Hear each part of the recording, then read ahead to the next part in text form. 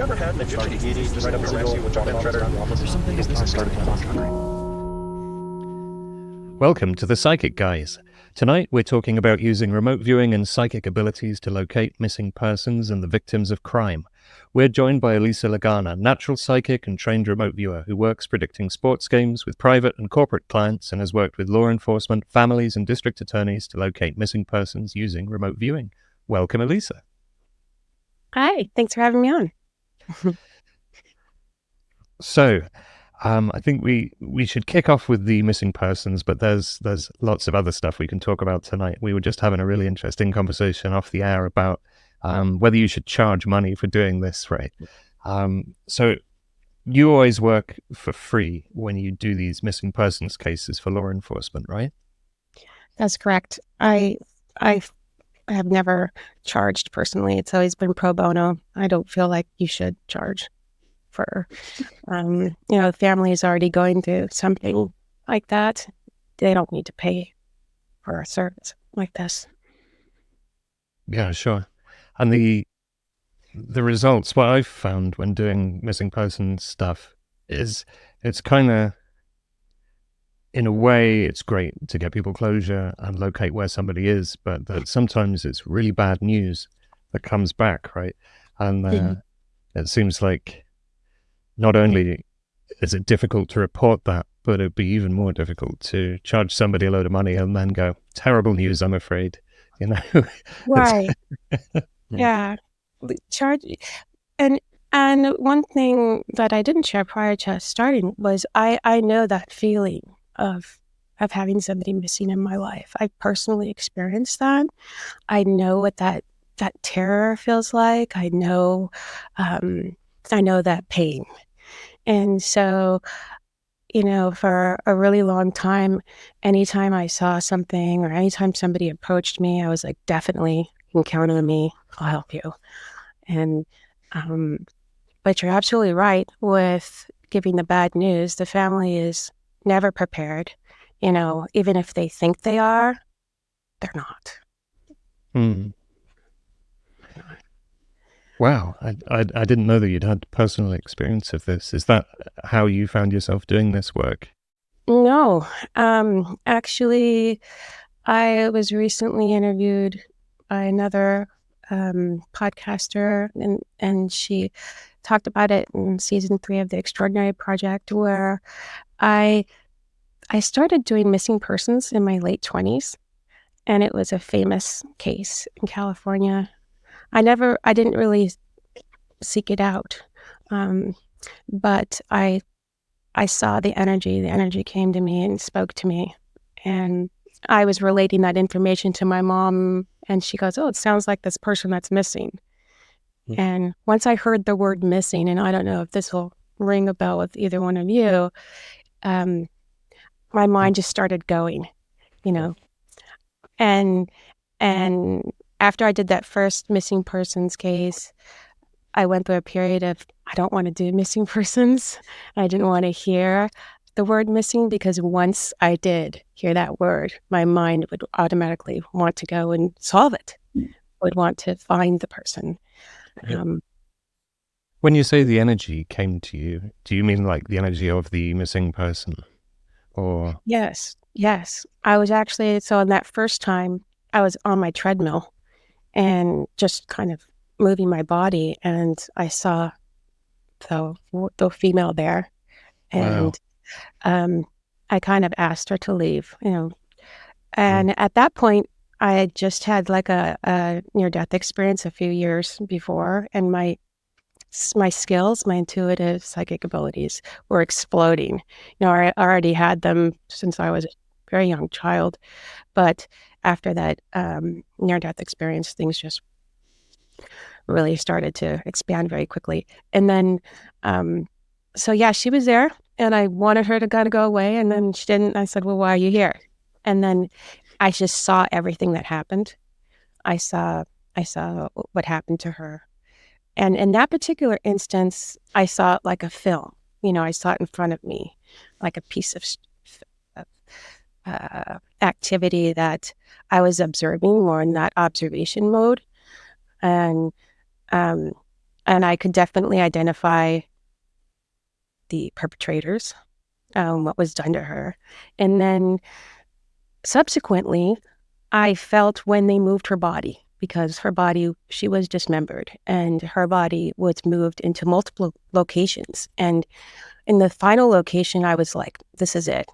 I knew this is where she's going to be. This is where she's going to be found. And that was what happened in that case. Did you, in that instance, were you able to get the information to somewhere where it could be of use? Because I know, like, police get tips from psychics all the time and they're just Right. overwhelmed with stuff, right? So they don't want to take Yeah. So I was unsolicited. young, I was, like I said, I'm 51 now, so I consider my late 20s to be young. I want to go back. Um, I didn't really know at that time what to do with the information. I shared it with my family, and my sister was like, you have to call the FBI. And I'm like, I'm not going to do that. And, I was like, you do that. And so people were pointing fingers. And, but so in that particular case, my information wasn't used. But later on, yes, I worked with agency, like I said, and district attorneys and families where the information was useful.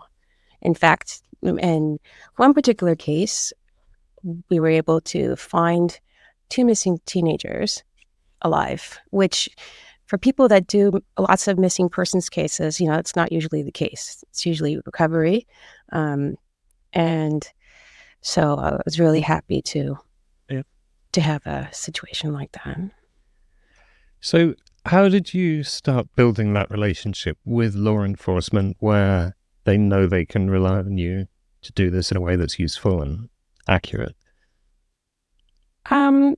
So I developed some relationships after formally training in remote viewing. I don't want to say particular names without permission, but I was asked to do some missing persons cases related to Okay. that. And then I was approached. Mostly, I was approached kind of like I would say by referral.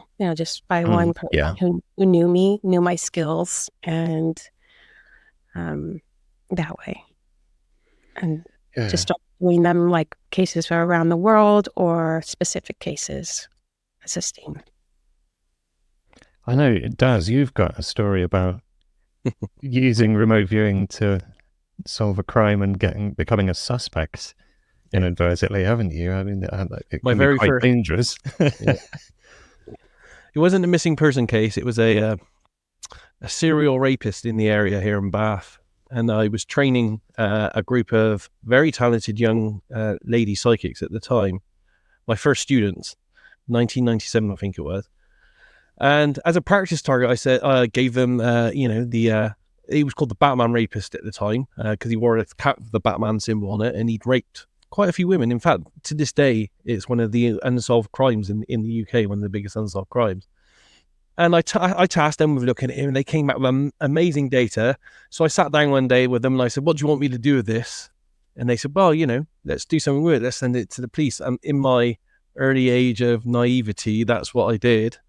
And then the police contacted me and essentially made me a suspect because of the information. And I literally spent the next 6 months arguing with them because they thought I was a suspect, and they wanted DNA samples, and I don't trust the police, so I wouldn't give them a DNA sample. I gave them everything else, like fingerprints and statements and stuff. I just wouldn't let them have my DNA on record. So I personally, for my first experience in this, have quite a bad time for 6 months with the local police here in the UK. They were very threatening. They threatened to raid me at my house, my work office, and all kinds of stuff to arrest me. And in the end, it just faded away. But that didn't deter me. And like Elisa, years later, I went on to do many hundreds of missing persons cases myself. But that was working with the police, not in the UK, because the police in the UK just aren't interested at all in working with any remote viewers. Well, I had a friend who I grew up with that became a district attorney, and he knew about my skills, and He believed in me and trusted me and was working on these cases. So he's one of the people that asked me for assistance in the past. And so, you know, um, and then, like I said, just trusted, vetted referrals. And that's another really important thing to kind of reinforce with the audience. Again, I know you guys have posted about that before, when you see people say, I'm looking for somebody, and you don't want to give out information and put somebody in jeopardy. Yep. And so, Sorry, I was going to ask if Lisa, did you develop any specific techniques that helped you, because we're talking missing people here, and it's quite hard to locate a missing person, especially using remote viewing, because you can't, or you tend not to be able to like name houses and streets and cities and stuff. Did you come up with any good techniques that allows you to help locate missing people? yeah, so I usually had a first name of somebody, and I would go to the name, and I would go to the events just prior to, if they had a time or a location that they thought that the individual was missing.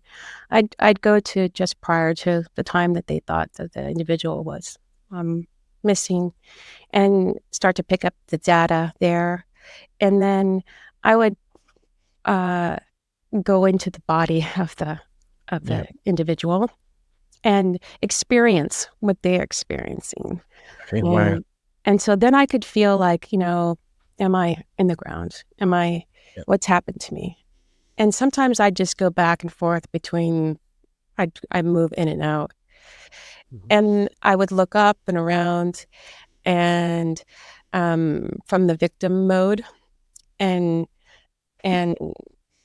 be able to give a description of the perpetrators, and do the best I could to give location, street signs, things like that. Yeah. Sounds, from my experience, because I did several hundred of them, after 5 years, I had to stop because the majority were traumatic, and I wasn't going nowhere near as in depth like you were. Does it affect you in any way, doing that amount of people and seeing the kind of things that we get to see? That's a very important question that you just asked, because I know that there are people that train viewers to do missing persons, and I think that, this is just my personal opinion, that it has to be kind of a calling for the individual to do it, because there is that emotional impact that you get, and it's not for everybody. And it's definitely not for everybody to do a lot of, which you've already mentioned. When I was younger, I had the ability to kind of just move in and out. It didn't bother me so much. I've been doing this for so many years that it has to be a pretty special case for me to get involved now.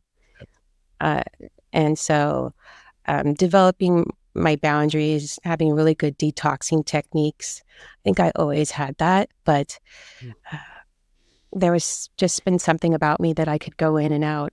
There was just that skill, and it didn't, because I've done pretty gruesome scenes, and and then been like, all right, let's go out, let's go to the, so no, it didn't stay with me. And I felt like there is something about going through that process for me, though, and that's that once I start it, I do have to finish it. I have to finish at least the first session, first bit of information. I can't just drop it and walk away. I need to get that message out, or I need to get as far as I possibly can, and then I can stop. Yeah. What advice would you have for our listeners who might be interested in doing this sort of work about boundary setting? Because I think that's a big one that can benefit people more generally. Yeah. And about detoxing after the fact. Well, I think that no matter who you are, it's probably a good practice to try to work on your boundaries, every day, because we think we have them set nicely, but we all need to practice. And and it kind of extended out. And some of the energy exercises I give to my clients are like to just visualize this like hula hoop around your body, like the color blue, and then just try to slowly just expand it out and hold it for as long as you can, not too long, just like maybe 3 seconds, and then release it. And that kind of energy exercise I've noticed, and other people have noticed, it helps them just kind of strengthen that area of that line of delineation. And so that boundary is there for you to say, yes, you may enter and leave, right? But you can't stay, because that's your protection. That's your... So is that exercise is about establishing like your psychic personal space, if you like, is it? Right. And even when I do other type of sessions, if an energy is going to try to come through and talk to me, they have to follow the rules of like, you have to stay to the side right there. If they don't follow the rules, I'm not going to engage. Yeah. So those are things that they should kind of establish from the beginning, or at least as early as you can, because you will evolve techniques. I mean, my missing persons and solving crimes technique has evolved, and it continues to evolve over the years. But you need to kind of establish your rules with yourself as quickly as possible. So what about the emotional impacts? Because not just missing persons, but traumatic remote viewing targets in general, especially for beginners, can be deeply traumatic and affect you for days or even weeks afterwards. You know, you can really suffer from target content kind of staying around. How do you deal with experiencing these horrible experiences that people have had? And you said you kind of merge with them and experience what they've experienced. Right. And then you're like, let's go out, right? So how do we have the jump between those two states? You know, it could also be because I'm in the medical field too, and that there are people that can deal with health issues or that kind of energy realm a little bit better than, you know, if it was for an animal, I would just be like, you know, I can't, I can only speak for myself, but I would say that I might be putting a little bit of that doctor hat on, like I'm going to just deal with this and then step out of it. And so that's really interesting. So it's that kind of like trained detachment that you have to have. Right. Like they teach you in residency. And they teach you really like, you know, when you take a formal remote viewing training course and things like that. And unless you naturally know how to do it, which I don't think. Well, you could be like a psychopath as well. That'd probably be okay, but perhaps wouldn't be drawn to this kind of work. So. No, I don't think so. I mean, I've read other people writing about how they did a target, and it was like, it really affected them. And I've never had that problem. So I've felt things like I've felt intense energy and just said I need to disengage for a while. But I've never felt like it linger with me, cause me trauma like I've read other people. You've had psychic abilities for your whole life though, right? So from being a child. So I guess you've grown into those over time. Do you think? Because I mean, for me, I was like psychic as a brick 5 to 6 years ago. I had no experience with this stuff. So when I first started out, I did a couple of targets and just pulling random from a training pool. I got like the Hiroshima bombing and then the Waco massacre back to back. And I was just there like, for days. It was really messed me up, you know, but I hadn't set boundaries. I hadn't experienced traumatic target content before. So I just didn't have that habit of keeping things at a distance. So do you think your early life experience, which maybe you can talk about in a minute, contributes to your ability to step back? Absolutely, it has to, because you know I sensed the energy since I was 5 years old, a little girl. I felt energy in the room, and then I tried to ignore it and just couldn't. It was never going to go away. So I thought, maybe I can try to understand the language of energy and understand what this is trying to say to me. And that's what I kind of have been trying to do for the rest of my life. So I think there is at least one kind of entertaining story from your childhood about events that happened regarding this, which Josh, who unfortunately couldn't make it tonight, has sent me a note saying, don't forget to ask her about that. So, okay. Which didn't you try to get? I'm gonna say which Well, is what was I it hear is that one of my the mom's Catholic bedroom? Church tried to recruit you Oh at some yeah, point to do. yeah, they did. Yeah. What? So I went to the Catholic Church, and I went there to talk to them with my mom and my daughter, who's really little, and they separated me from my mother and brought me upstairs. And they said, we know stuff like this happens, and we would like you to do some work for us, with us. I mean, that's the gist of it. And I was appalled. I didn't know that I'm a Catholic. I still have my, but I was like, I came here to talk to you about what's happening and to get some advice, or I can't remember why we were there. But there's a lot of paranormal activity when I was little. And I grew up here in California, and my parents had a house in Sicily. They still have that house. And my grandmother's house was just very haunted. And so, so that's probably why, David, none of this really bothers me too much. There was, we grew up around that. And my mom went to psychics, believed it. She just didn't want her daughter to be one, I think, probably. Understandable. Yeah. So do you know what the church wanted you to actually do? Because I was really surprised when I heard that. And I was like, what? Since when does the church need psychics? Right. What for? I wouldn't put anything past the church or requesting. But it might have been just to go into somebody's house and do cleansing, or to reassure somebody. I've done that. I've gone into somebody's house and sensed things.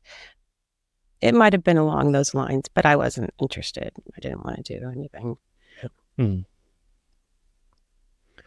So perhaps they wanted to put you on the career path to becoming an exorcist or something, do you think? Or maybe it sounded it sounded along that line to me. And as somebody who, my father was not a religious person, and for many years he didn't believe in what I did until I found something for him. It was for my family. It was like convenient for me to have my abilities. Whenever they needed something, when they lost something. Is it like you're only psychic when I've lost my keys? The rest of the time, this is all mumbo jumbo, and I don't believe in it. Yeah, well, they know about it. They know some of the stuff I did, because some of the stuff I've done, which we could talk about later, I had to tell my family, I'm going to be involved in doing these things. But I don't think they could comprehend, because they're all kind of they're all on a spectrum of being intuitive themselves. They just don't want to step into the realm as deep as me. One of my sisters has helped me on more than one missing persons case. She's great. Like, pick the city, pick the street name, just doesn't want to go too deep. She's not trained, but she knows things. But she's very vocal about, I can't do what you do. I don't want to go that far. Because I do go pretty far. I do in doing some of these. And I recognize that myself. But you mean have far into the missing persons? Yes. And even into the crimes. That's really understandable. Focusing on missing persons. So into that as well. Because, when you're doing it's a crime, in crimes too, but when you're doing a missing persons, it's time. They want you to find that. Every second is a year to that family. It's like you need to find this.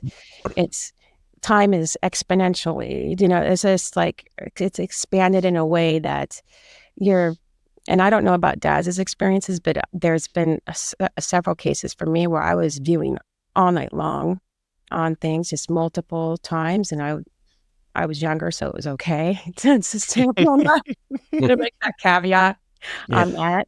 I had the energy to do that. Yeah. And also, the people who were tasking me, I wasn't going to say no to. Yeah. I don't know if I could say no to them. So, but and they stick with you as well. There are two, not all of them, but there are 2 or 3 cases that even 12 years later, I still have the names of the people and their faces in my head. I still think about them now and again. I wonder what happened. Yeah. And I've done situations multiple times where somebody will be on site looking for the body and FaceTime. I don't know if you've done that. And I'll be like, move here, go there. Or, they're taking over my iPad and we're like searching the street together and just, I'm like, turn this way, that way. So it's, real time like that. Yeah. And so being a viewer, yeah, you can do your session, but then all of a sudden you just start getting asked questions and it's like, go, go, go, go, go, and you have to know. Yeah. They don't take you don't stop until you get permission to stop.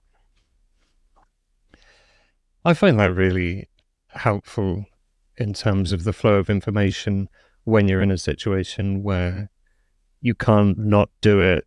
You can't be wrong. There just isn't time for anything other than just get the data. I find it really sort of helps focus me. And then I surprise myself at how good the data is sometimes in those situations. You just mentioned them like taking over your iPad, and is that like using Google Maps or something? So they're exploring around going, look here, look there. Mm-hmm. Mm-hmm.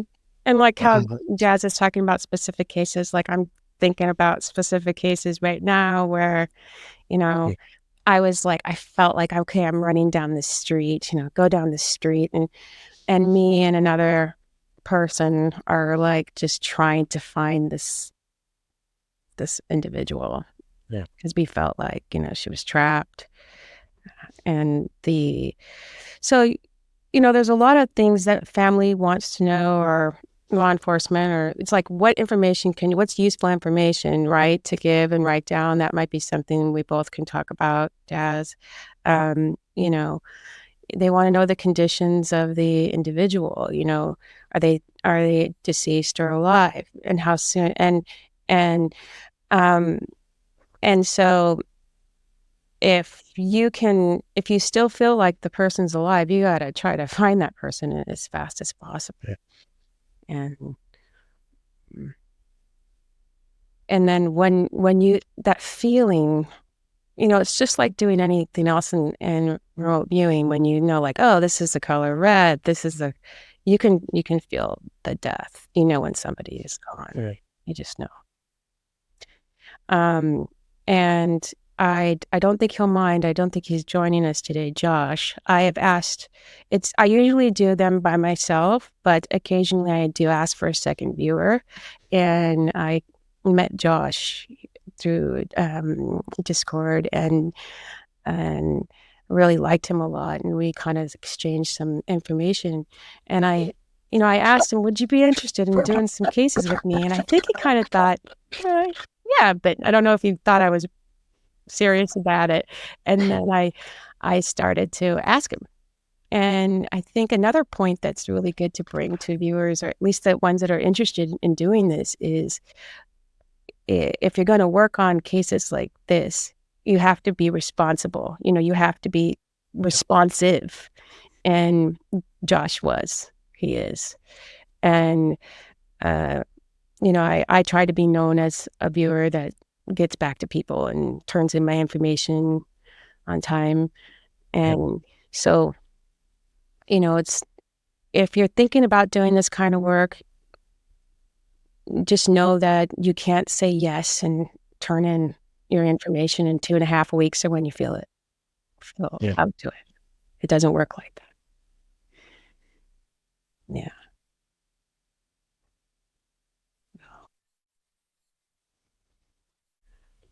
Where were we? I don't know. I went off on a tangent. Responsibilities. That's where we I were was here. making everybody responsible for turning in their work. Well, It's more remote serious viewers than are, remote viewing, isn't it? Though it's one of those yeah, things that there are lives, not and there are lives at stake, but there's also families, lives as they move ahead at stake as well. And how you interact with them as well. And in some cases you can.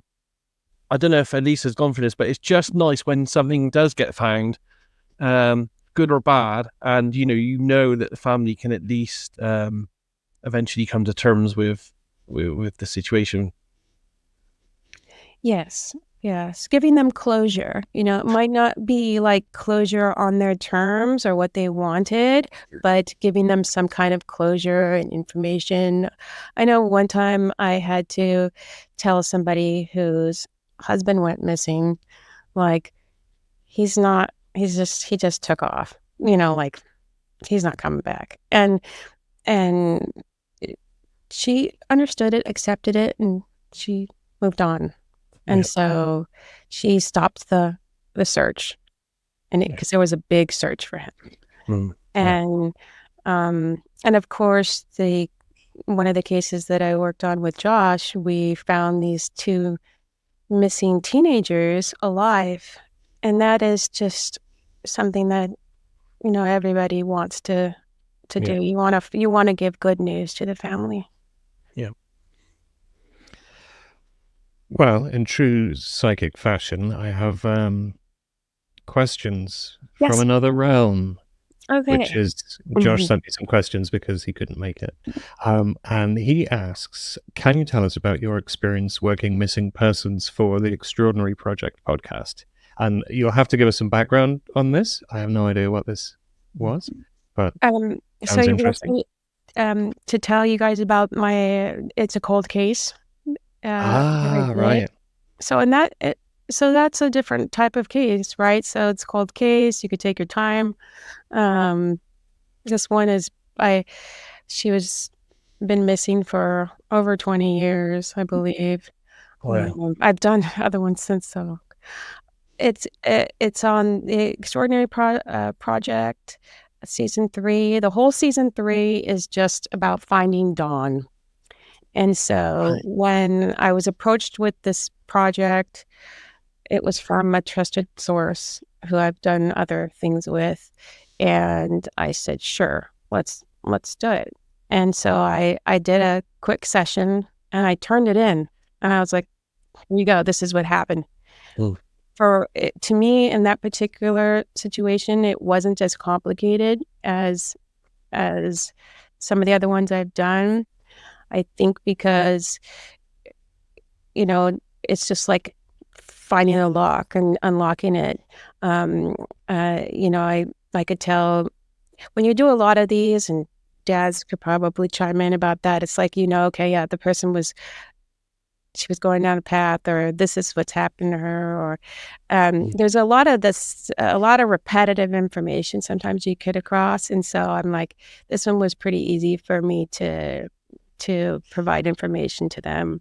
What is interesting, and it's not on the podcast, is there was like another person, I believe he's like a criminologist, who decided to try to solve the crime too. So at one point it was like a viewer versus this other guy, and who was going to solve it. And I wish that she actually put that in, because he ended up stepping down, and they just used our information, which was turned in. And I drew the location where her body is. I felt like she had been dismembered. Apparently, the family sought out other psychics in the past, which provided information that had similar data to what I gave, like as far as the location, like I was describing the trees, and that she was in multiple pieces. So there was another person that mentioned those items, but we actually went to the location. That's one of the locations where I was on FaceTime, and I led the family member to where she could go to kind of leave something for her sister and a memento and try to find peace. Um, there have been several situations where the person that I've been looking for didn't want to be found, and I don't know if Daz can talk about that too afterwards. And so sometimes when energy doesn't want to be found, you have to wait. It's not going to happen. You have to relay that information to whoever you're tasked by. Yeah. And so, and in this particular case, I got that sense at first, and then I felt like she was trapped there. She was trapped in this circle and kind of needed to be released, and family was keeping her, there. They were keeping this cycle going, and they had to let her move on. And so I tried to provide steps and information to help them heal and accept this. Yeah. So Dawn could move forward, and they could move forward and establish a different kind of relationship and not keep her in that trapped victim mode, but back in their heart as a sister and daughter from before. That's a really good point. I hadn't considered that before, but it's kind of dogma or well known that, we've got to let go of people who have died so that they can move on, and that, it can be really unhealthy for everybody to not have closure and not grieve and not allow everybody to move on. That's a really interesting additional benefit of doing this missing persons kind of work, right? Isn't it? I hadn't thought about it as being to the benefit of the deceased person as well as to the family. That's really cool. Yes. I mean, if you're able to gather that information and kind of give a message that they want to move on, that they need to move on, and that they're trapped. I mean, the family doesn't want somebody to be trapped in a place where they were assaulted or something awful happened to them. They want them to be able to continue their journey forward, and have the reassurance that they can connect to them at any time and at home, and it doesn't have to be always associated with that traumatic event. So. I think you just mentioned sometimes people don't want to be found. That's an ethical problem that crops up not just with missing persons. It's like anybody who is an unknown quantity coming and hiring remote viewers and psychics. Oh, I really want to find this person. They could be an abusive partner in a relationship trying to track down their spouse who's escaped from that. We've got to be so careful about not giving out information or who we deal with. How do you navigate that? I mean, I know you mostly work with law enforcement, but if you're working with individuals and private clients, how do you personally? I have had a client. Believe me, I think we all have had a client that asked for too much. I had a client recently that I, was like, I'm sorry, this is against my, ethics. I can't do this. This is, she was actually asking me about, her love partner, like who I thought would come into her life, or she kind of approached me with a different scene, and then it turned into who's my ideal person. And then that is such a common question, ridiculous. Right? If I find it, I'm going to email it to you guys because it was so ridiculous. I shared it with a couple of people. She wanted to know his car, make, and model, the type of food he ate, his license plate. I was like, I'm sorry, I only give this, and I'm not kidding. Like, I will share it with you guys later privately. I said, I only provide this kind of information to law enforcement, like specific cases from law enforcement, and this is not the case for that. And so that's the case of like, I was offered money, what will you do for money? Will you do that? Yep. And I said, no, absolutely not. Plus, some of the questions was like ridiculous, I might have, I'm glad you're laughing because I was like, you got to be kidding. It was like 1,000 questions too, and that happens to some of us, right? I mean, they say that's like not a healthy way to approach finding somebody to fall in love with, right? Right. Is it? I got my list. You're driving the right car. Yep. Check. How real is What's that? What's your shoe size? Blood type. Yeah, you know what? It was like that. And like, what is she going to say? I paid this woman all this money. Yeah. It says I've you're been the using one. psychics to stalk you for some time Yeah. now. It's great to And finally meet you. that would make any reasonable person run for the hills, I would think. I'm not sure, but I think so. I don't know. But I was just like, yeah, no. So Wow. a lot of it comes up to, what you would do for money and what you won't, because there are people out there who search for individuals for reward and do things in a different way. And so, and there are people out there that, you can give them money and they'll do whatever you ask them to do. And so ultimately you have to live with that. So if it's something that you can live with, and but you definitely don't want to put anybody in danger. That's and you have to be able to answer the questions, So at least I want to try to give accurate information. Maybe the other person doesn't. Well, perhaps, we know that there are fake psychics and fake intuitives out there. Maybe those people should be assigned to the people who want to ask unethical things so that they can just look after each other. It's funny that you mentioned that, there's always psychics out on the street and stuff.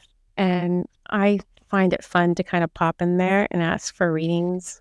And, do you give them readings back and be like, by the way, by the way, yeah, I'm one too. Or like, I went there once and there was a person who, they had a sign that said psychic, and she wasn't even the woman who, like, it wasn't like, I'll just use a name D, or she wasn't even Madam D, So I'm like, where's Madam D?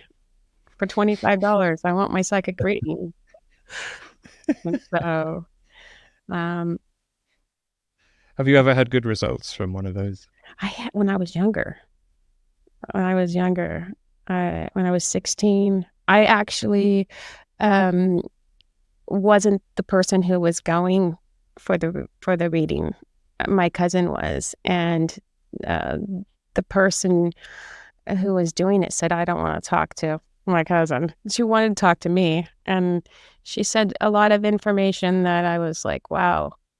And she said, you can do this. She's the one that told me I was clairvoyant. And then I went home and looked it up. I wrote about that a long time ago, that I used my parents' encyclopedia to look up the word clairvoyant. Oh, brilliant. So, back in the day. Well, let's go back to the question. The grim topic now of missing persons, and because I have another question from Josh, which has kind of made me think of another question, right? Because he wants to know where the leads come from, law enforcement, families, but it raises the question about working with families when law enforcement are not friendly to the involvement of psychics and remote viewers. And when you've got families reaching out to you and saying, the police haven't found our loved one and we're really desperate, can you help us? What would you be happy to work with them in that instance where maybe law enforcement isn't friendly to your involvement? So, the information isn't going to go anywhere, really. In most cases, I have worked with families, but I always preface it that, if you don't have somebody's ear at law enforcement, it's just not going to happen. And, I've been tasked by other people who knew the family very well. So it's kind of special circumstances for me to work with families individually. That I would not encourage people to do that, because it's just not the way to go. You need to have something that you can put forward that's going to be actionable, and it's not going to help anybody. It's not going to help the family. First of all, you're going to give them information that, unless you interpret your transcript really, really well, they're still not going to understand, you know, and, and, um, you know, you could say, yes, your son is not alive. This is where you need to look. Please contact the police. If they've already exhausted their options, or they're not going to, or they think that they've done their work on the case, they're not going to go back. Having information from, you know, somebody that they don't know isn't going to make them to go back out into the field again and start looking. So I think that families need to kind of know ahead of time that they need to get an investigator involved that's going to listen, law enforcement involved, and let them know their wishes. Now, if their wishes are something that don't align with law enforcement, then your information is just going to sit there. It's just going to be a piece of paper that they have, and I you know, you have to work with people that respect what you do and the information that you're going to give. So I would discourage that, you know, as much as possible. And there are groups like, Is It Still Find Me and stuff like that. So, you know, they can reach out, family members can reach out to Find Me and then get linked with the appropriate individuals. So I encourage that.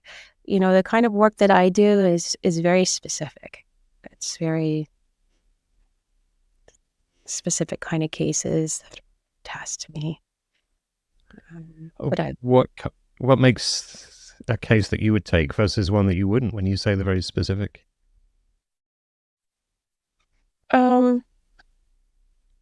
I would say the person asking me, because they know that it's something serious that needs additional attention. Because there's a lot of viewers out there. There's a lot of people that can provide information, and my process is different. You know, I was trained, but I do a freestyle technique, and I like to record audios, and so and sometimes people don't. You know, you have to be willing to listen to the process that I go through, and for some people, it's not just reading the data, right? When you hear my voice and I'm going through the experience of what this individual has experienced, then all of a sudden you're feeling it too. And so, so would you say that it's more people who are going to be able to engage with your process as clients rather than any particular kind of case? I would say both my process, but I would like I was saying before, I mean, there's so many missing persons out there. I can't go out and be a superhero and save the world. It would be exhausting on my energy. And so it would have to be a specific case, something that somebody needs done. So would you just know intuitively this is a case for me, or do you have criteria? Is it when law enforcement are just stuck and they've got no leads, or when do you come in? If it comes from a friend, you know, a vetted person that says, "Hey, Lisa, I need your help. We need help with this." You know, I'm not going to say no to that. And so it's more of that. I don't think I've ever said no to a friend that needed help.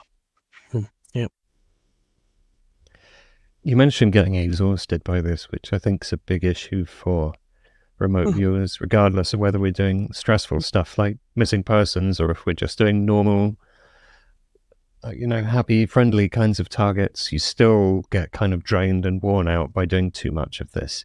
So how many missing persons can you do? Do you find that you've got, I can do 10 missing persons in a quarter, and I've still got some energy left over for some other kind of psychic activities? Or do you have I'm glad or does it all come out from the same bucket? He kind of knows the process. It's intense. And so I would say that I end up doing a missing persons every couple months, but I don't go out and seek it. So there's a difference between the two. And,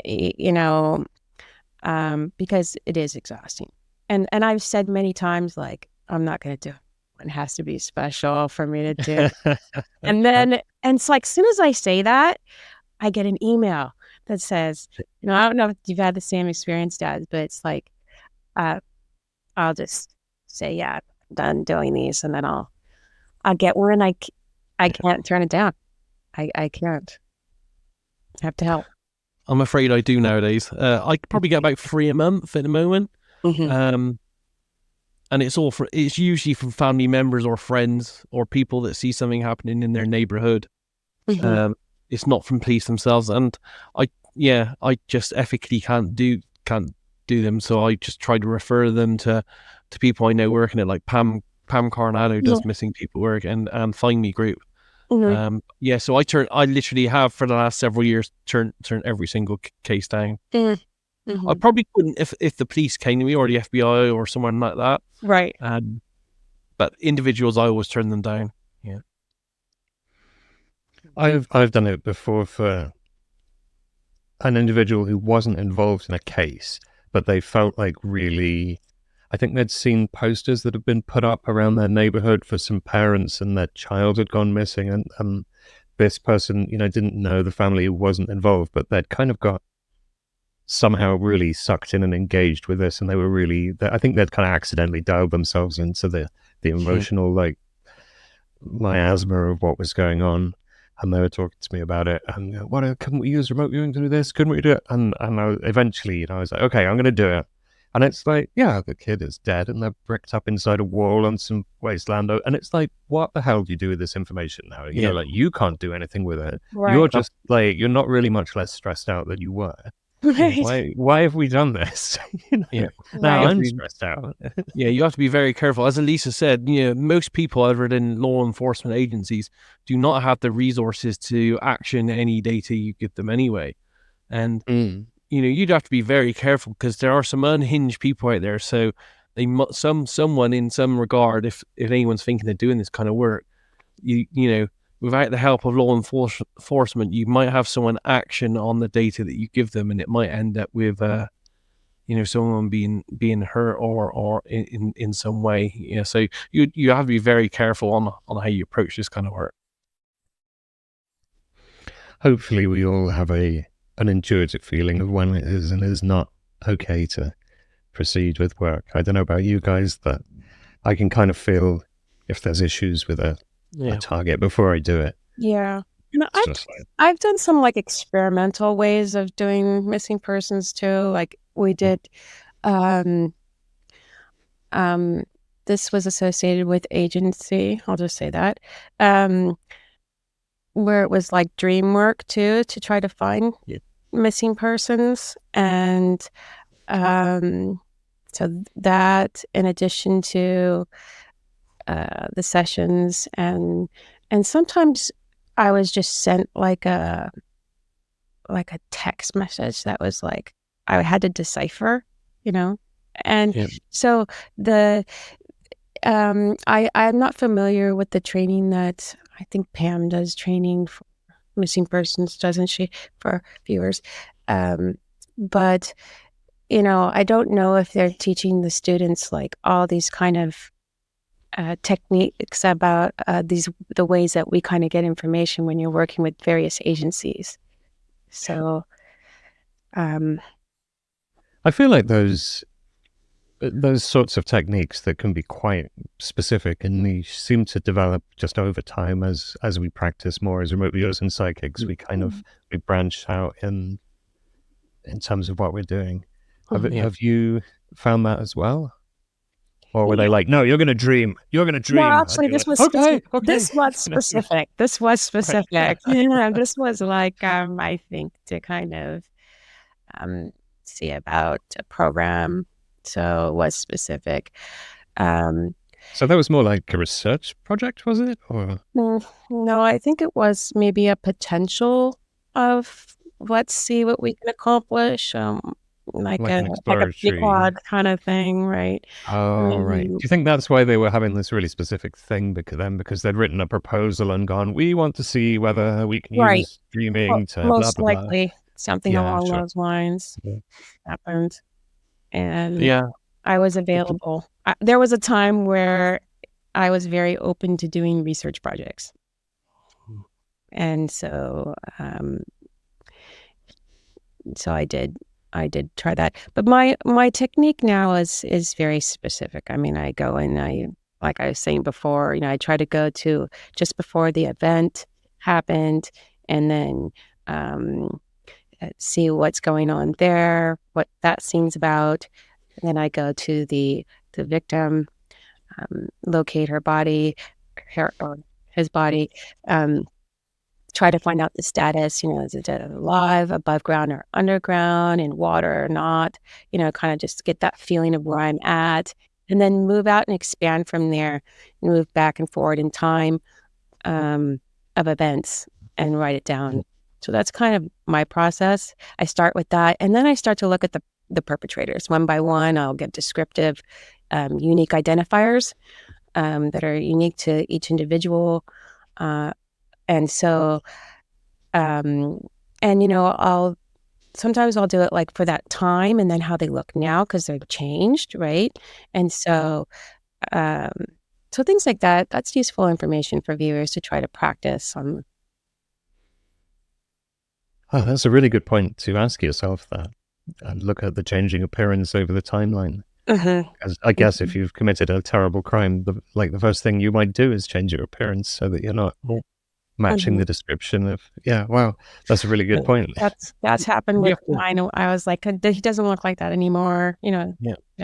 You have to remember as well, some people aren't dead. They're literally on the run. They're missing for a reason. So they change their appearance. Every day they're in a different location. So it's, in some cases, it's very hard to track people because they're all over the place. Yeah, like victim and perpetrator's appeurance. Yeah. Well, not victim, but the target of your missing person. Well, and sometimes you work a case and you don't know. You don't know if it's a victim or if it's a perpetrator you're looking for. It's just a missing person that the police are interested in. So it could actually be a perpetrator of a crime. They know the person committed a crime, but they're on the run. They're missing. I had a person like that. I mean, you're seeing like cases sticking out in your mind that this person was a runner who was running. And so I know exactly what you're talking about with that. And so that's why, I kind of go to the events prior. Where is this person? Are they in the conditions they're in? And that kind of gives me a little bit. Is there motion? Are they energy? Are they running? Are they, hunched over? Are they in a dark room? So all those descriptors, as much as I can.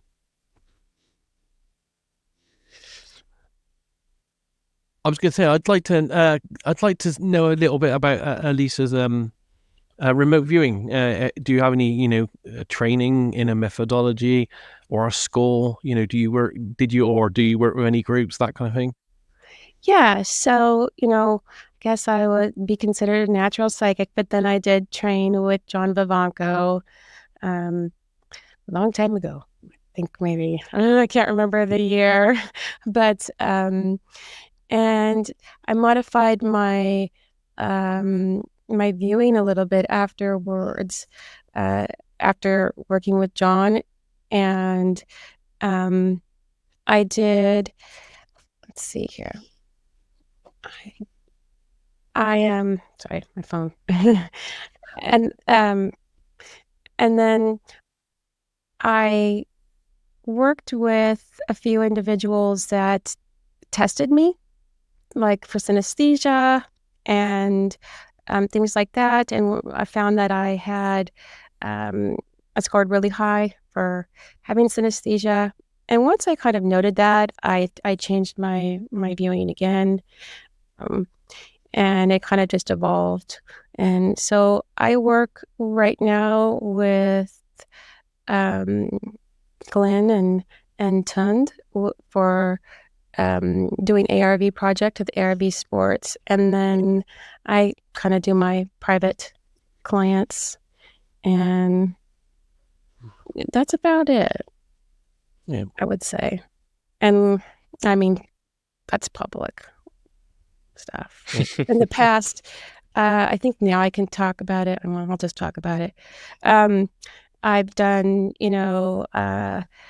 prevention of mass shootings and counterterrorism work, and worked for various agencies, and talk about emotional impact or timing when you're trying to prevent a mass shooting or working counterterrorism type of work. That I think has a lot of impact on an individual. Yeah.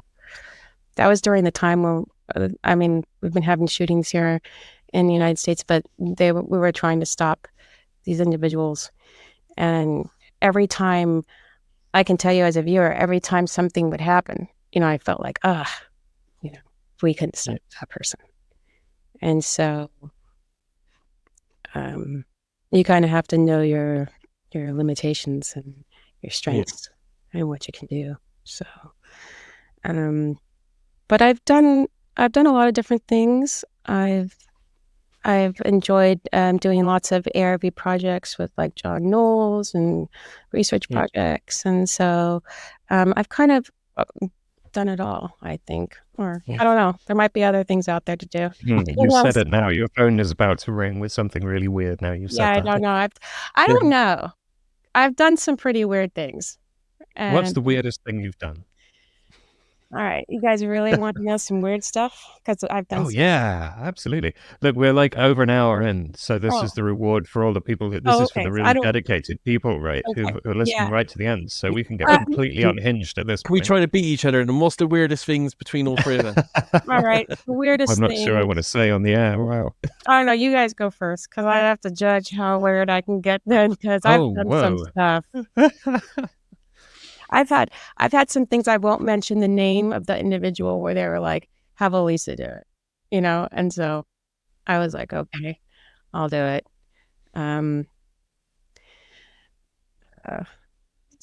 Okay, guys, come on, tell me what you've done. I can't think of a single weird one. It depends what you call weird, though, doesn't it? Because for me, everything's normal. That's a good point. I would say then things that most viewers wouldn't get asked to do. No, that's a good way of framing it. I've done here's a pretty uncontroversial one, like animal communication. What's wrong with my dog? Why does my dog do this? And I was on a video. Well, I mean, it's things that viewers don't get asked to do. It's things that psychics do get asked to do. Right? Yes. Okay. But that was super fun, because I was on like a Zoom call with the dog and the owner, and was talking to the dog and could see the dog reacting and going like, oh, what was that? And we actually did sort out the behavioral problems, which was really cool. And it was the dog was eating filth from down the back of the furniture, and it was making us sick. I don't know if this would be considered weird, but it's interesting. I viewed somebody viewing somebody else's brain. Have you guys done that? Viewed somebody? No. Viewing somebody else's. And so I just, wrote it all out, and it ended up being for me to view this individual viewing somebody else's brain. So you viewed a remote viewer while they were remote viewing a brain. Right. I have remote viewers before, and I've seen other remote viewers, and I've remote viewed myself while I was remote viewing myself. Oh. And they were all quite different and interesting. I've done that. Targets. My tasking for that was just like me now, and I was like, is this guy doing this really? What was really interesting was that I had this really strong kind of EI that I really, really liked the person that I was describing, but I didn't recognize that it was me. And I self-censored in my session, because I was like, this person's great. I bet, if you went for a beer with them, you'd have a really great chat. It'd be so much fun. And then I was like, what if it's Hitler? I better say like, I quite like this person, because you always have that doubt, Yes. But I thought it was so funny how I just didn't recognize myself. Did you put down you're very handsome? Did you put anything like that? I didn't. I was describing more the activity. I didn't. That was doing TRV quite strictly, and that's only up to a certain point. So there wasn't a lot of opportunity for assessing handsomeness, because all of that's crammed into stage 6 of TRV. That's my excuse. Well, I've done things like, stuff that wouldn't be advised to do by most viewers, as far as doing too many sessions at once. I asked to do. I was asked to do like 50 sessions in a row, and not short ones like I do. Or I won't say short like I do, but I mean, not without. I had to do structure, and for me to do structure, it gives me dyslexia sometimes. It like takes me longer. I can't spell when I'm in the zone, right? You guys have seen some of my sessions, like my handwriting gets all, Everybody gets like that. Yeah. It's a sign that they're on target when the spelling is just We all do that. terrible. I can't spell, Yeah. And now I'm worried. I don't want to look like I'm an idiot who can't spell. Right. It's like it's taken over me to the point where I can't write anymore. Yeah, that was hard for me. But we were given like these symbols of these two things, and I kind of intuited what they were from this project. A lot of research project things that were kind of like not normal everyday viewing stuff. I'm trying to think 50 full structured sessions is like such a huge demand.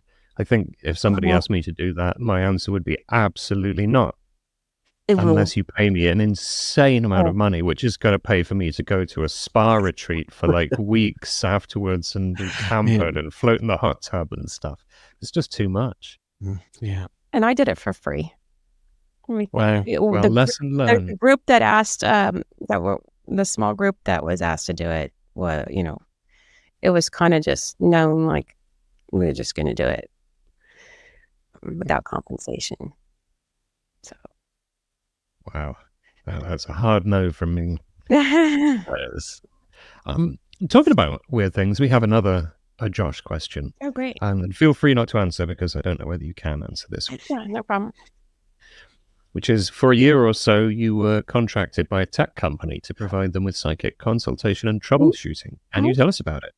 Yeah, actually more than one tech company I've worked for, and I absolutely can. So I'll start with one company where I was able to detect that the money was being taken from their founder and moved to a different location in Europe. And they were like, no, this isn't happening. And then they did an investigation, and yes, it was. So I was compensated quite largely for that. Not as large as the guy was stealing from the company. That was probably one of the biggest payouts that I've ever had, was from that one. And then another company was having a lot of technical problems with their product, and so I was asked to kind of find where the problem was, and I asked a few people here amongst us to assist in that project, and it was costing this company, and I could say the company is Roku, actually. It costs the company a lot of money every day for them not to be able to get this particular device online, because it was for a foreign, one of their affiliates, and so this is a big deal. And like, engineers were just being trapped inside of the headquarters in the Silicon Valley and not allowed to leave. And so I wrote something down, and this guy got, the person who asked me to do it got the information, and he was like, well, we didn't ask for this. Like, you found a problem that we didn't know we had. And I don't know how to tell my boss. I think you should just tell him, because, just tell him. What's the worst you can? And so he did. And he wanted to know where he got the information from. And the same thing happened with the other tech company. Their board wanted to know, where are you getting this information from? He said, I hired a viewer, and Roku didn't care. They didn't care where they got their information from. They were able to help fix. We were able to fix it. I was then the other company that I'm talking about. They kind of didn't want to know where the guy was getting the information from. He was like, "You got the information, that's fine." And we were able to stop a founder, because stopping a founder is hard. Apparently, I didn't know about that at the time, but they had to get rid of him. And so then there was another instance where I worked with the COO of a different company. I met him through APP, and he wanted, so he learned about me through that. He wanted to use my services. When I did like a personal session for him, not for his company, it was like life altering, and he left his job. It changed his life. And so, the power of our information is very useful for these companies. And you definitely need to realize that they have their system of gathering information. And so I was asked to screen employees. So I think I had that on my website, which is now down. But I was shown photos and asked to pick which person would be the best employee and why. And, I didn't have a name, I just had a picture. They had all the profile information of what kind of technical background they had. And so I was like, this is the person, why? And then they hired that individual. Or the code was not working right. And I'm not a techie person, so I might be saying this wrong, you guys. But the code wasn't working correctly. I was shown like a sequence, and I would just kind of point to places where this is where you need to go. Yeah. Oh, that's really interesting. And save a lot of time. Yeah. Oh, I mean, I used to be a software engineer in my past life before I was doing this. And the amount of time that you can spend looking for a missing semicolon, or just something really dumb like that. And you can have a little problem which is in the code in one place, and the error shows up somewhere completely different. So you're there just banging your head against walls. Exactly. And that's what was happening. Complex. That's what was happening with these guys. And so, or I would be asked, like, we have 3 different teams working on this. Which is the team that we have the problem with? And I'd say, you need to focus on this particular location. This is where the issue is. So stuff like that. I think that's a really great use for remote viewing and psychic skills, is the personal aspects in business, where who's going to be a good fit for the team? Is this person going to skank us if we hire them, or are they actually going to help us? They are such a powerful, and it's so quick and easy as well. Yeah. I worked with celebrity clients too, not a lot. But I've worked for people who were just looking for investors, and they would give me like a list of people, like, who do you think and why? And then at that point, it's like, well, I could say, well, this is your best option, but now you got to be careful, because why is like, am I giving them information that can be influential? And so that's when the ethics kind of come in. So it's like, yes, I can pick the right person for you to kind of invest with, or would be the best option for you to move forward with. And you might want to approach it with these words, or this kind of, or just know that this is done. I've had people who were exhausted with their businesses, not sure if they should continue with their businesses with partners, and just kind of let them know, you know what, this is over. You need to move on. Cut your losses now. Don't invest anymore. That, I think, is really good for us to kind of let people know, as far as financially. I was doing one of those the other day, and somebody asked me, I got this. I didn't get feedback on it. It was some kind of aspect of a business, like a product or some IP or something that, they could potentially sell. And I looked at it psychically and was like, oh my God, every time you try and sell this, it's like lifting this huge weight to get value out of it. It's so like, it feels abandoned. It's like, oh no, it's just not worth it. You're not going to, even if you can make money off it, it's going to suck. Your experience is going to suck. It's just because it's like a Sisyphean task, right? Which I think that's another real big use of this stuff in business, is the ability to prioritize and go like, I've got 10 things. Where do I put my energy now? Because I've only got so many hours in a day. It's really great.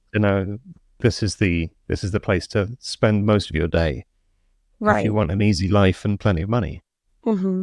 And I have and the answer to that is never remote viewing, right?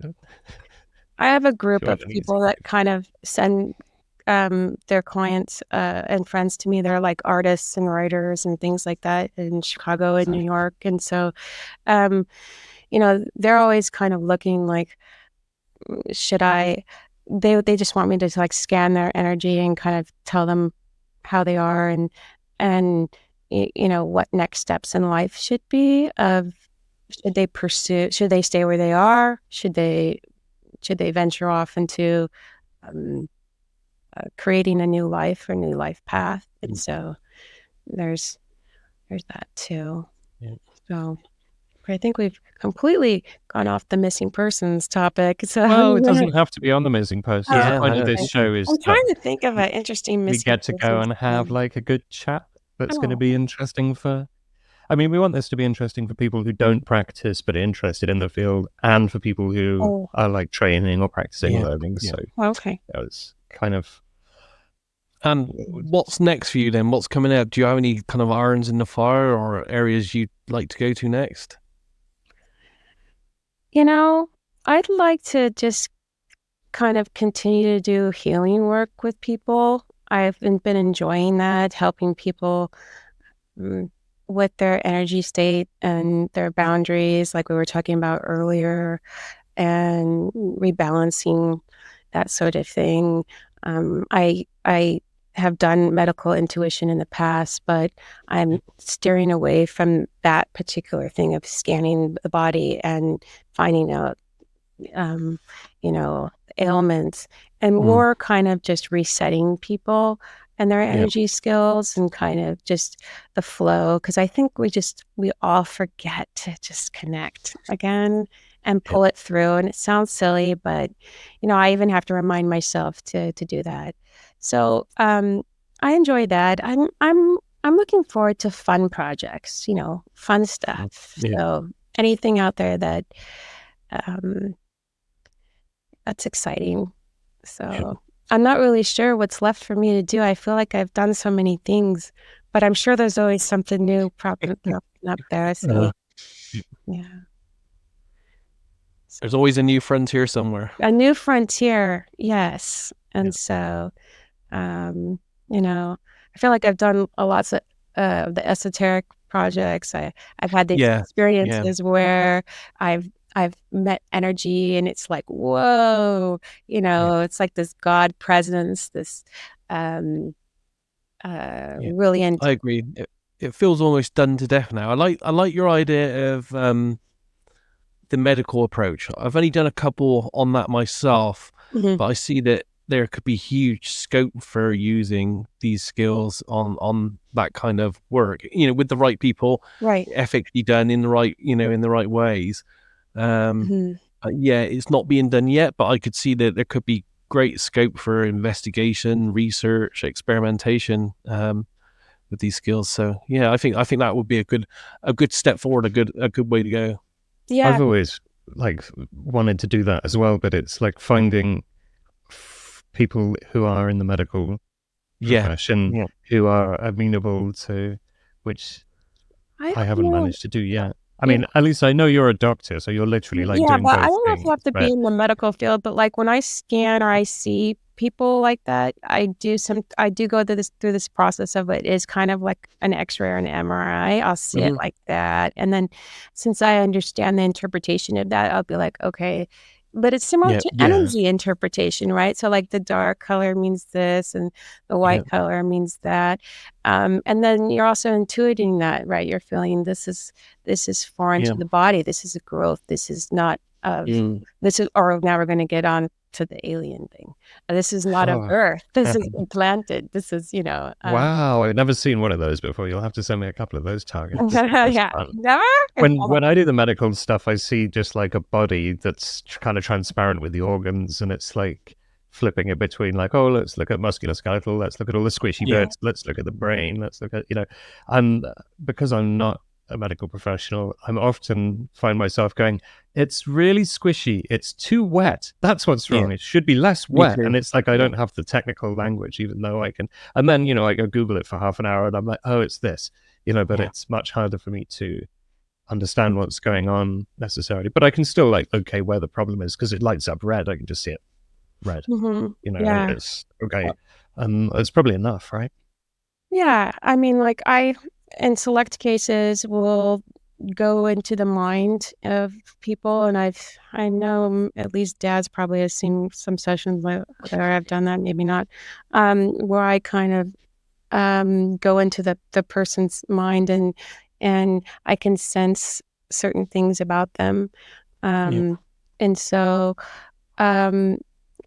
going back to the case that we were talking about earlier from the Extraordinary Project, I could tell that individual had some learning challenges. There was like fogginess to the brain. And you're right, David. Like I was kind of writing down diagnoses, like it feels like this and that. Oh, I still do that. It's just I shouldn't. Oh, yeah. It's like going to the doctor. Oh, hello, I've self-diagnosed on the internet, and they're like, oh, God. Right. Well, I think whenever that I level think of it's kind diagnosis, of like, I mean, if you're feeling a growth, right? If you're feeling something move or you're feeling a protrusion, that's not, then that's not from the normal state. Then I think you can, you're okay. I have an example of a weird thing, which might give some people a chuckle, which is me and some of the Discord guys did a testicular cancer screening session with remote viewing. And all of us did not have testicular cancer, but I detected vasectomy. And I was like, that's wow. And I was like, have you had a vasectomy? What am I looking at? And he's like, I did. And I'm like, whoa, I'm going to give myself 10 remote viewing points for noticing that. And I was like, usually that's not red when it's the problem. And it's like white. It's like information, there's something unusual, but it's not a health hazard. Right. That is probably the subtlest medical thing I've ever done. I'm really pleased with it because it's also funny. So what you were doing is you were all sat around on Discord one night looking at each other forward. Yes, but psychically. Okay. I just want to put that out there. We didn't, not on camera. There wasn't any feedback provided, no, fortunately. But yeah. Okay.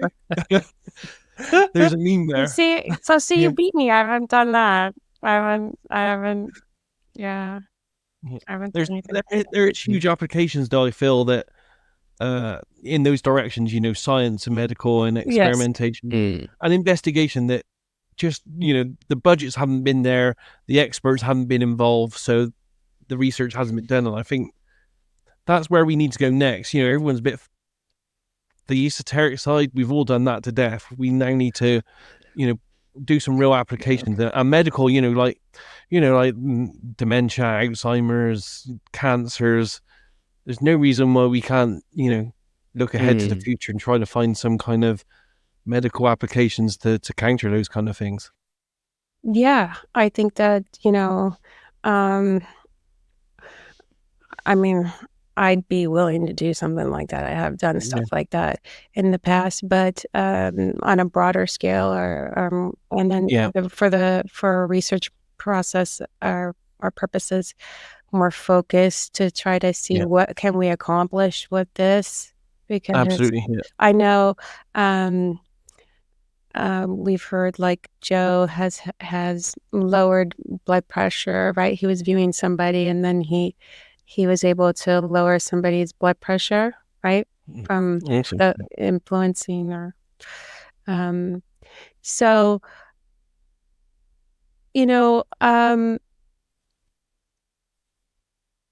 David, what is your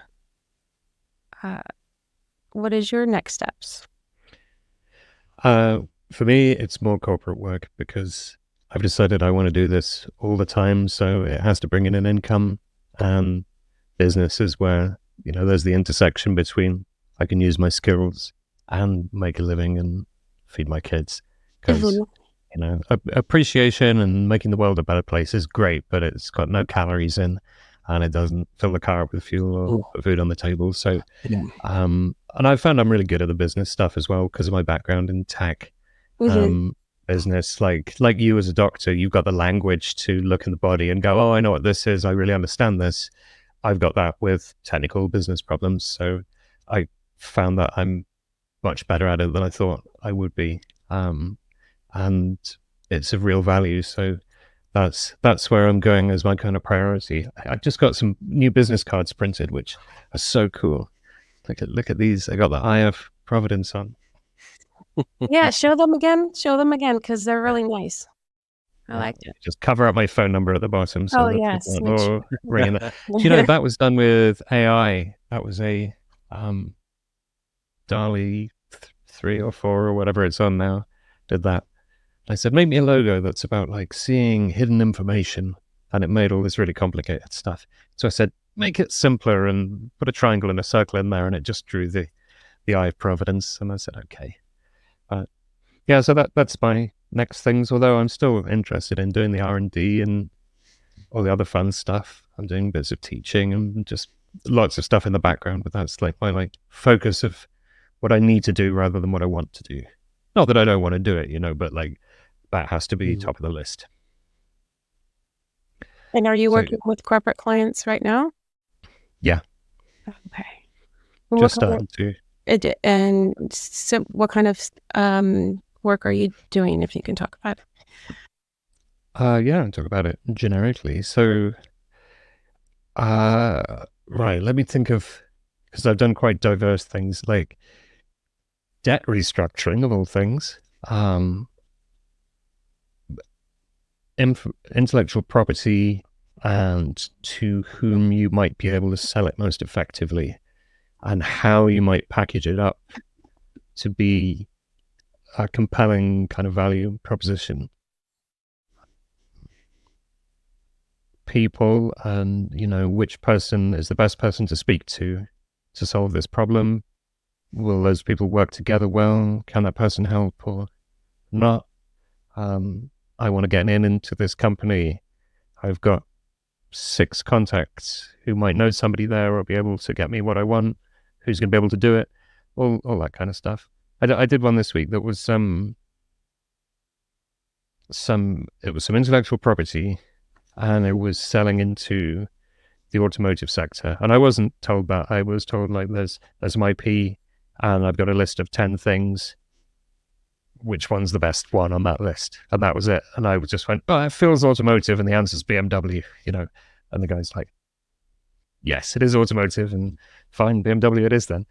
So maybe in a few years we'll get some feedback for that one. But yeah, that sort of stuff.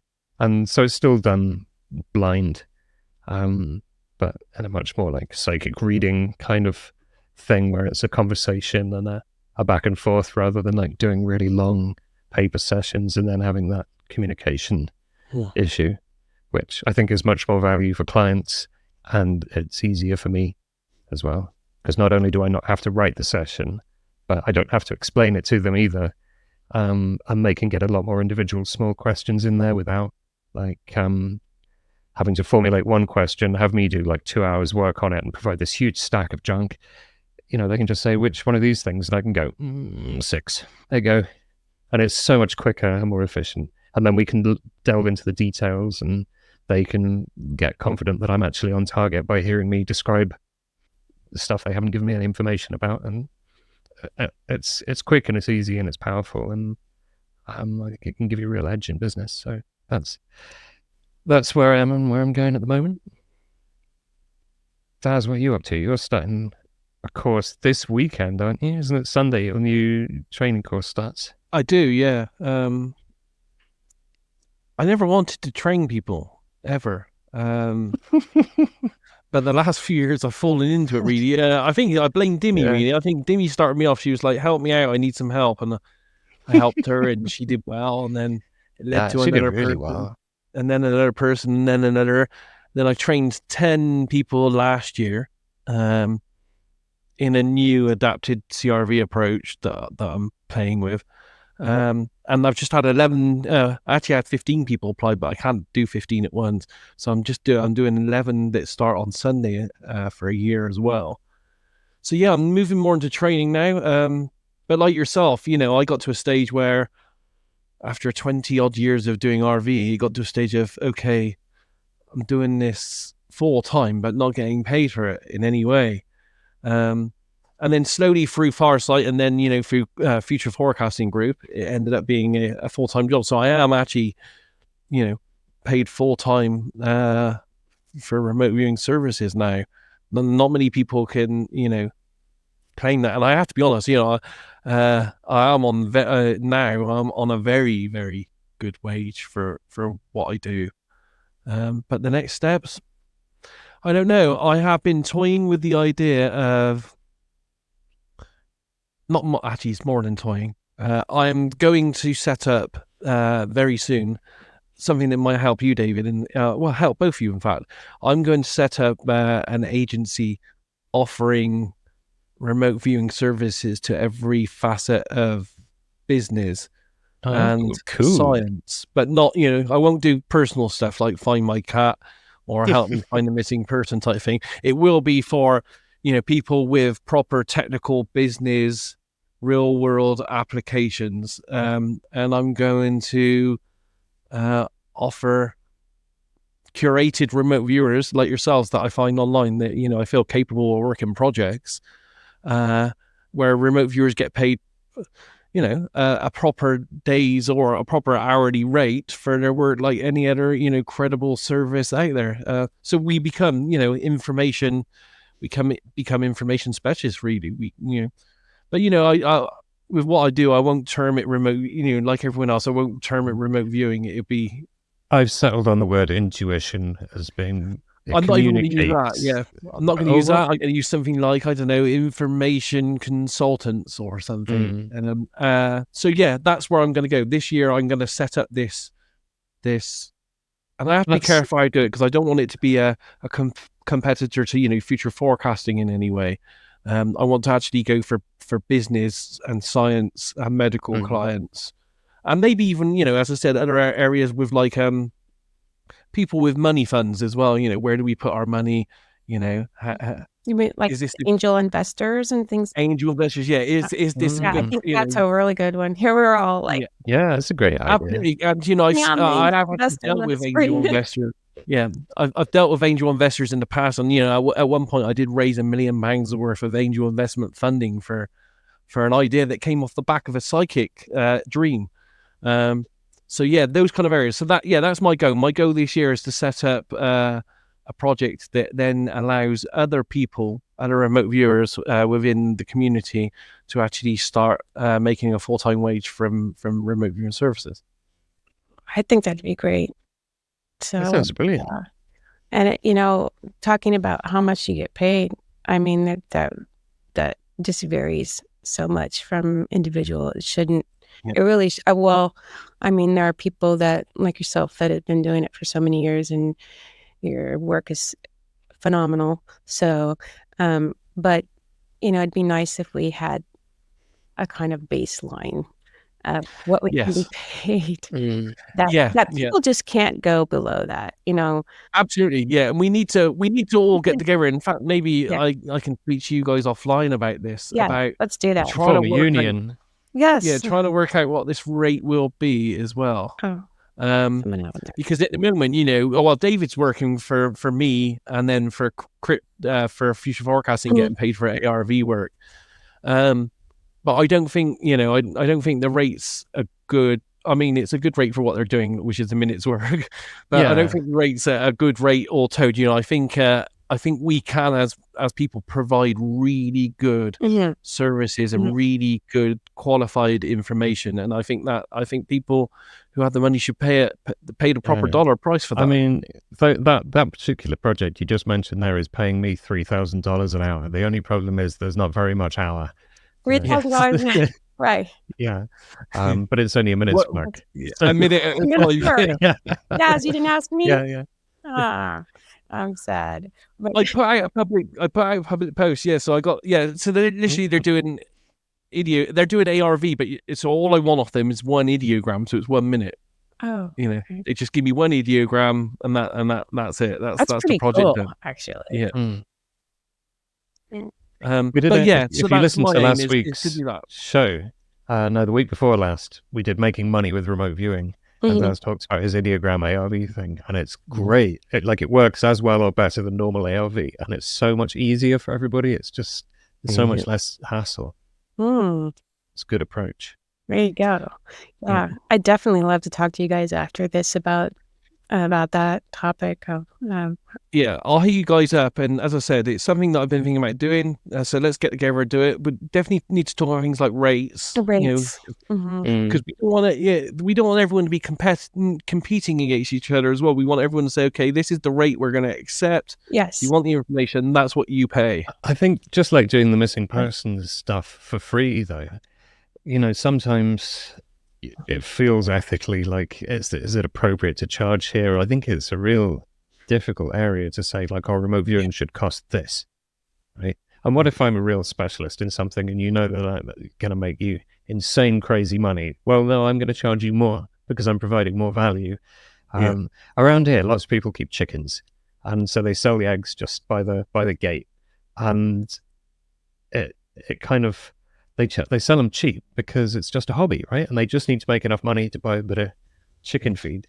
So you can buy really good quality eggs really cheap just from the gate. And then where you've got small farmers doing it, where it's their livelihood, they have to sell the eggs for much more, and they're being undercut by the hobbyists who are just like not having to follow the same rules and stuff. And it's, I think that same thing applies in the esoteric world, because there's so many people who either don't do it full time and they just have a normal day job and then come home and do a bit of astrology or tarot or whatever, and they don't care what they charge.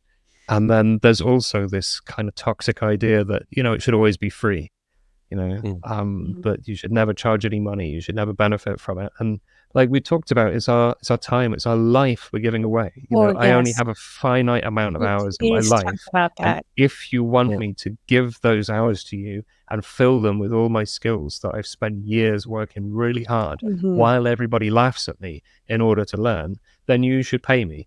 It's not unreasonable, is it? Yes, and we talked about that before you guys started recording briefly, but when I first started remote viewing, it really didn't dawn on me that I was losing an hour of my life. And then as I started doing this more and more and more for so many years, I just thought, for some of these sessions that are just hours and hours long, I don't get that time back. And Absolutely. I need to, people, and it's not just the hour of your life as well. It's the 20 years of research that you've had to do to get to the level of where you are. Exactly. It's like a medical doctor or something. Right. I know we haven't got the qualifications, but we're putting in the same amount of dedication, research, and time as you would to become, a heart doctor or something like that. Decades of work. I had this when I was a software engineer, because there's no real qualifications. But the actual amount of learning that you have to do is equivalent to a 7-year degree, because it really does take a long time to get good at it. But so everybody in that industry has imposter syndrome, because there's no qualification you can get that proves that you can actually do it and that you've jumped through the hoops, because the industry moves so quickly that you can never write a qualification for it, because everything in there will be out of date by the time anybody finishes doing it. But yeah, same issue. I think we should wrap this up, unless either of you guys want to. We don't have to. We can go on as long as we want, but we've been on like an hour and 3/4, so we should probably. Okay. Do you It's been an guys want awesome to? chat. Yeah, we'll definitely it's get been her great off fun. air, but we'll also have to get Elisa back on at a later day and Yeah, explore some Elisa, more. if Thank any you for listeners wanted inviting me to, for this for oh such hey, it's been a pleasure. special Yeah, important topic of missing persons. I feel honored to be able to speak about my yeah. experiences with that with you guys, Well, and we've it's been really wonderful enjoyed chatting it. with you. Next time, I better have a glass of wine too. Although it's early here, so it might be Yeah. early for me. Oh, then we'll get all the really weird stories. Yeah. Yeah, we'll get the good ones then. Have we got Elisa's contact details? Do we want to read anything out, or are we just going to put it with Yeah. the Is there details of the show? anything that you want to promote, or if people would like to get in touch with If they you, want are to get you in open touch to with that? me, they can just email me at elisa.lagana. So it's lagana@gmail.com. So they could just use Cool. that one for right now. Yeah. Sweet. Well, Or we'll leave that in contact the you guys. pod, and then we won't put it in the description because if you put email addresses in there, they get hoovered by spam bots and Oh, stuff. So yeah. that way, only the really dedicated folks who listen to the end And will be the ones who can email you. to how fast I was doing that or how slow. But yeah, if somebody wants to get in contact with me, they can just contact me, guys, or somebody. Be happy to speak to them. Sweet. Well, thank you ever so much for joining us, Elisa. It's been great. Having me. It's been great. Been great. You're going to have to come back regularly now. Okay. All right, 'cause guys. there's more that we haven't talked about. All right. I'll prepare my stories for next time then. Oh, super. Well, thank you everyone for listening, and good night or good morning or whatever it is. Bye.